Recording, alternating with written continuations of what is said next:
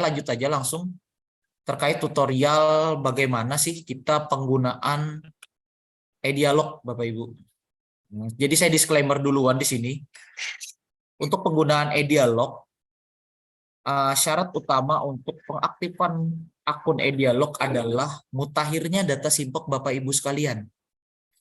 Jadi kalau data Bapak Ibu sekalian tidak mutakhir, saya pastikan struktur data yang ada pada simpek dan e-dialog tidak bisa terkoneksi secara betul. Nah, jadi semakin Bapak Ibu cepat melakukan pemutakhiran data di simpek, semakin cepat juga e-dialog melakukan proses terkait dengan integrasi. Karena saya perlu garis bawahi lagi, untuk P3K ini kami di e-dialog harus menyesuaikan struktur data yang ada. Jadi tidak bisa posisinya seperti PNS, langsung kita tambahkan.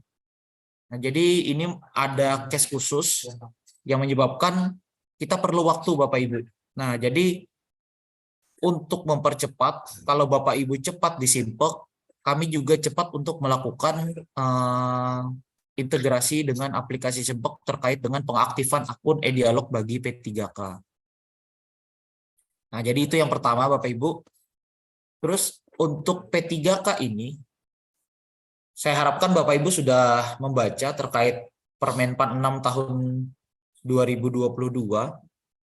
Nah, jadi di sana itu lengkap Bapak Ibu. Apa sih yang disebut dengan rencana hasil kerja, apa sih yang disebut dengan indikator, apa sih yang disebut dengan evaluasi. Saya harapkan Bapak Ibu sekalian mulai memahami, karena posisi Bapak Ibu sekalian ini sudah sama dengan PNS yang lainnya. Bapak Ibu sekalian berkewajiban untuk membuat yang namanya rencana hasil kerja dan rencana aksi di setiap bulannya. Jadi seperti yang Bapak Ibu ketahui, apabila tidak membuat dan tidak melaporkan hal tersebut, maka bisa dipastikan untuk tunjangan Bapak Ibu sekalian terkait bobot kinerja tidak bisa dibayarkan. Nah, jadi kita langsung saja Bapak Ibu. Jadi Bapak Ibu, ini saya garis bawahi lagi, tolong diingat baik-baik. Bapak Ibu bisa mengakses e-dialog saat kami sudah mensinkronisasikan dengan simpek. Nah, salah satu bisa sinkron dengan simpek adalah data Bapak Ibu sekalian sudah mutakhir. Jadi saya ini untuk tutorial pengenalan dulu di awal. Jadi yang pertama, silakan Bapak Ibu login. Jadi websitenya itu silakan aja dicari di browser Bapak Ibu sekalian, e-dialog Kalsel. Untuk email dan password yang nanti akan digunakan Bapak Ibu sekalian, itu sama dengan email dan password yang akan digunakan Bapak Ibu pada aplikasi simpek. Nah, itu Bapak Ibu harus diingat betul-betul. Nanti jangan sampai beda antara email registrasi dengan email login. Dan bilang bersikeras, Pak ini email saya, padahal beda sama email regis. Jadi Bapak Ibu pastikan emailnya diingat, passwordnya diingat. Nah, sudah itu Bapak Ibu pilih peserta.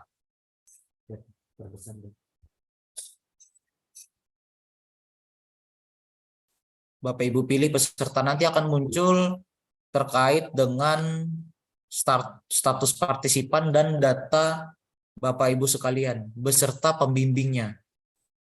Nah, sebelum ini, pastikan data satuan kerja saat di aplikasi simpek itu sudah betul Bapak Ibu. Jangan sampai nanti dia berada di SMA sekolah menengah kejuruan umpamanya. Dia taruh satkernya dinas pendidikan. Nanti bakal tidak match datanya Bapak Ibu. Bapak Ibu nanti bakal tidak bisa melakukan intervensi kinerja dari kepala sekolah Bapak Ibu sekalian. Jadi perlu kita perhatikan saat penginputan simpek, satker ini harus betul Bapak Ibu. Satuan kerja ini harus betul. Ya, karena satuan kerja ini akan terkoneksi langsung dengan bagaimana Bapak Ibu mengintervensi kinerja atasan. Oke. Setelah itu Bapak Ibu mencek pembimbingnya. Kalau pembimbingnya bukan pejabat yang bersangkutan, silakan Bapak Ibu masukkan yang sesuai untuk data pembimbingnya. Nah, yang kedua, ini bagaimana sih cara kita membuat rencana hasil kerja atau rencana kinerja. Bapak Ibu klik dulu di sebelah kiri ini terkait dialog kinerja. Nanti ada muncul rencana kinerja. Nah, setelah Bapak Ibu klik di sini, nanti tampilannya seperti ini. Kalau bagi PNS yang sudah membuat di tahun 2022, dia akan mempunyai record Bapak Ibu. Karena Bapak Ibu masih baru, berarti ini saya asumsikan ini mungkin kosong. Bapak Ibu silakan klik berikut mengisi SKP. Nanti saat Bapak Ibu mengklik berikut mengisi SKP akan muncul dua pilihan pendekatan sasaran kinerja pegawai, yaitu pendekatan hasil kerja secara kualitatif dan pendekatan hasil kerja kuantitatif. Nah, jadi seperti yang banyak digunakan oleh PNS di Pemprov Kalsel, kami arahkan Bapak Ibu sekalian untuk memilih pendekatan hasil kerja kuantitatif. Karena hasil kerja kuantitatif ini lebih mudah untuk diukur dan lebih mudah untuk diberikan evaluasi serta feedback-nya Bapak Ibu sekalian. Nah, jadi saya mengarahkan untuk memilih pendekatan hasil kerja kuantitatif.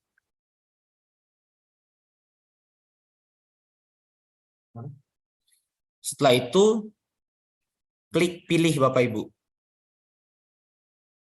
Nah, jadi nanti akan muncul di sini apakah pilihan pendekatan hasil kerja sudah sesuai. Nah, kalau tidak sesuai dengan yang Bapak Ibu pilih, cancel. Jadi kami ada lagi melihat terkait menambahkan terkait dengan rambu-rambu. Jadi harapan kami Bapak Ibu sekalian tidak asal klik, dibaca dulu apa sih notifnya, apa sih ininya. Jangan asal klik, jangan asal buat. Malah bagusnya kalau Bapak Ibu belum dalam melakukan e-dialog, saran saya Bapak Ibu sekalian terlebih dahulu membuat untuk manualnya di tahun 2023. Nanti saat e-dialog sudah terbuka, Bapak Ibu tinggal mengisi saja. Jadi tidak ada lagi kesalahan, Pak saya salah target, Pak saya salah indikator, Pak saya salah intervensi. Kalau Bapak Ibu sudah buat malnya, ibaratnya Bapak Ibu sudah buat konsepnya, kemungkinan kesalahan itu kecil Bapak Ibu sekalian.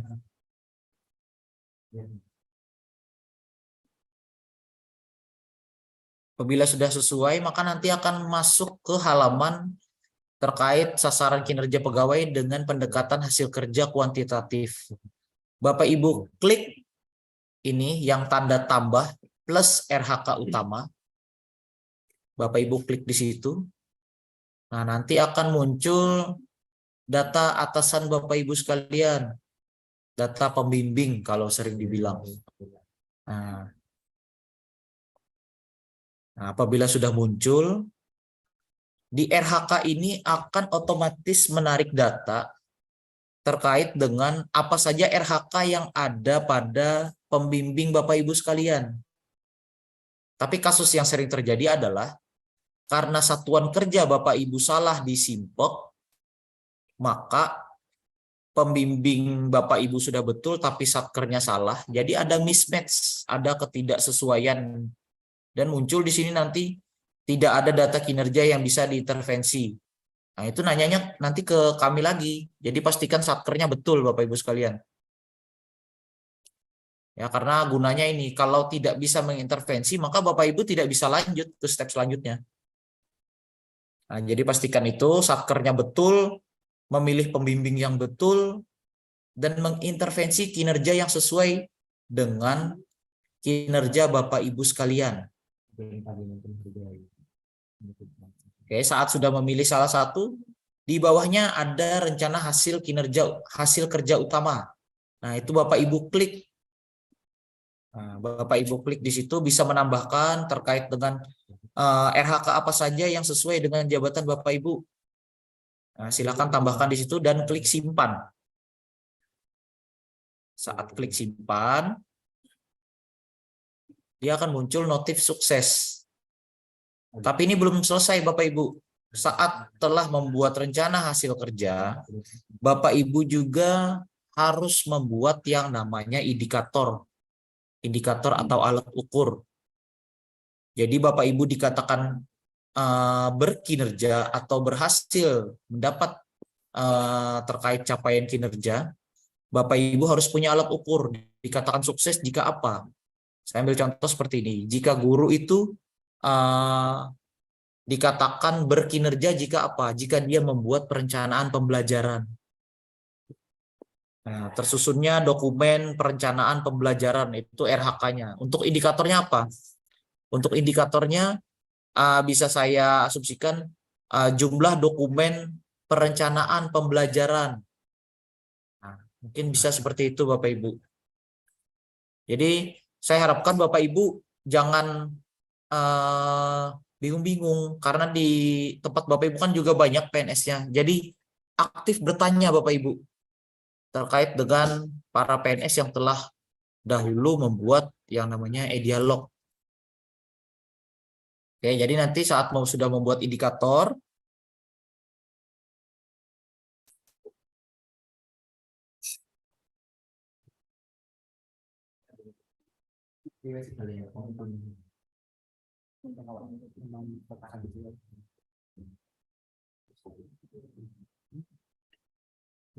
nah, nanti saat membuat indikator maka akan muncul seperti ini Bapak Ibu sekalian.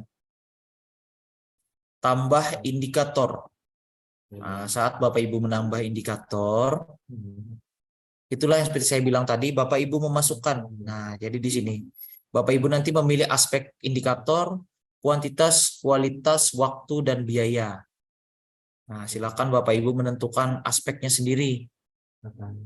Tentukan apa alat ukurnya atau apa indikatornya dan tentukan berapa targetnya.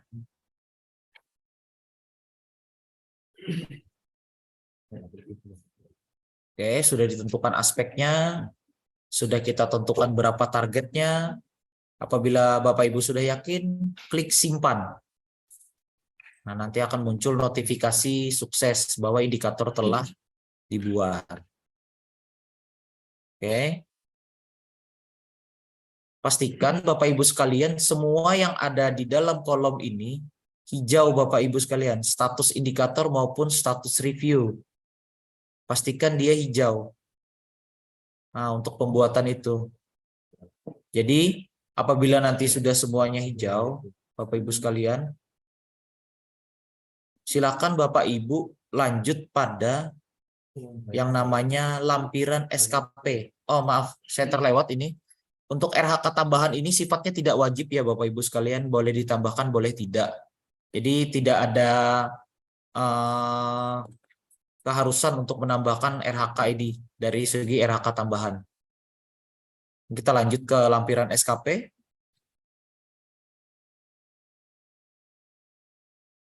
Untuk lampiran SKP ini Bapak Ibu, dia memuat terkait dukungan sumber daya, skema pertanggungjawaban, dan konsekuensi. Nah, dukungan sumber daya ini maksudnya Bapak Ibu, dalam Bapak Ibu melaksanakan atau mengerjakan kinerja, nah, dalam menjalankan kinerja Bapak Ibu sekalian, Bapak Ibu perlunya apa di situ? Disampaikan. Umpamanya sarpresnya mungkin perlu laptop, perlu printer, atau perlu tambahan tenaga, atau perlu pembimbingan dari kepala sekolah atau pembimbingan dari atasan. Itu silakan Bapak Ibu masukkan di dukungan sumber daya. Jadi apa saja yang Bapak Ibu perlukan supaya Bapak Ibu itu bisa mencapai kinerja yang telah Bapak Ibu buat. Nah, itu untuk dukungan sumber daya. Terus yang selanjutnya ada skema pertanggungjawaban. Skema pertanggungjawaban ini dalam kinerja Bapak Ibu sekalian, terkait kinerja pertama, umpamanya skema pertanggungjawabannya per apa? Per 1 tahun kah?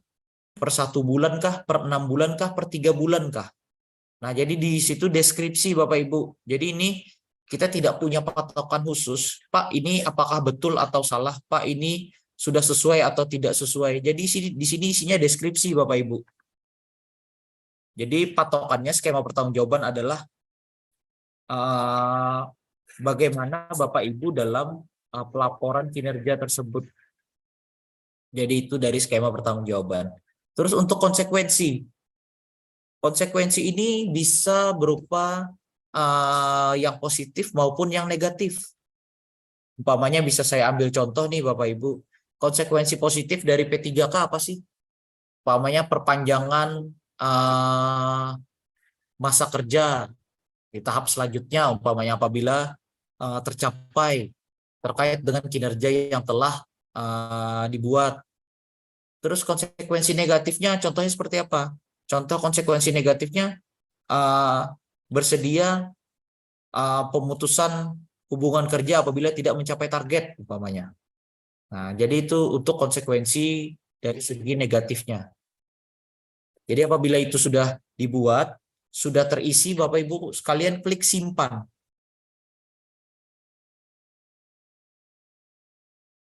Nah, apabila klik simpan, maka lampiran SKP tadi akan berubah menjadi warna kuning, Bapak Ibu. Nah, apabila itu sudah warna kuning, maka tombol ajukan ke pejabat penilai kinerja akan otomatis terbuka. Jadi nanti jangan ujuk-ujuk nanya apa nggak bisa mengajukan ke pejabat penilai. Padahal Bapak Ibu sekalian mungkin indikatornya belum dibuat atau mungkin lampiran SKP-nya belum dibuat. Jadi pastikan dalam penyusunan nanti Bapak Ibu buat dulu sketsanya atau Bapak Ibu buat dulu rancangannya. Jangan langsung dituangkan ke e-dialog. Nanti Bapak Ibu gagap untuk pelaksanaan itu. Jadi dikonsep dulu Bapak Ibu sekalian untuk membuat e-dialog nanti. Oke. Nah, apabila Bapak Ibu yakin dengan yang telah dibuat tadi terkait rencana hasil kerja dan telah diajukan, silakan klik "Ya, ajukan susunan kinerja". Nah, itu nanti akan masuk ke dalam akun dari pembimbing Bapak Ibu sekalian untuk mendapat approve atau persetujuan. Nah, mungkin itu dulu Bapak Ibu terkait dengan RHK.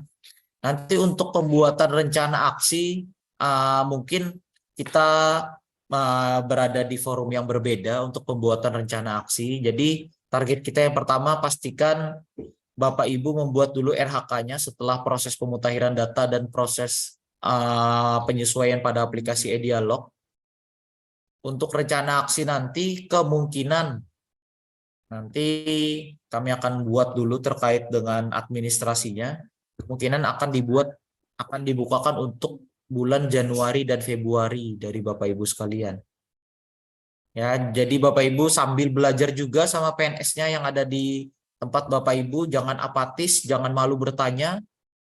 Sering sharing sama PNS yang Bapak Ibu anggap mampu untuk melaksanakan pembuatan e-dialog ini. Jadi harapan kami proses ini bisa cepat Bapak Ibu. Tolong teman-temannya yang lain yang masih merasa ini tidak penting hanya karena oknum jadi tersendat terkait dengan proses percepatan kita, tolong diingatkan. Ya, baik Bapak Ibu, mungkin itu penyampaian dari saya terkait dengan bagaimana cara memasukkan SKP atau pelaporan kinerja di Simpek dan terkait tutorial pembuatan RHK di e-dialog. Terima kasih. Wabillahi taufiq wal hidayah. Wassalamualaikum warahmatullahi wabarakatuh. Terima kasih. Saya kembalikan ke Bu Reni.